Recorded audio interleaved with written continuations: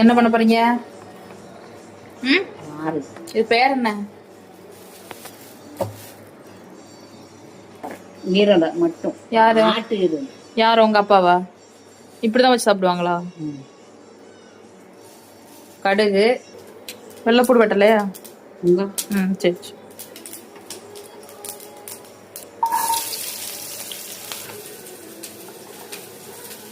அந்த கரண்டியே போதுமா?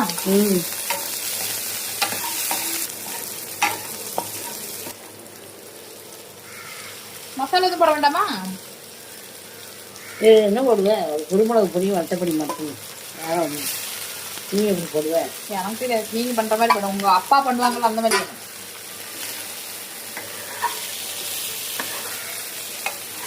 உங்களுக்கு இப்படி பண்ணி கொடுப்பாங்களா தாத்தா?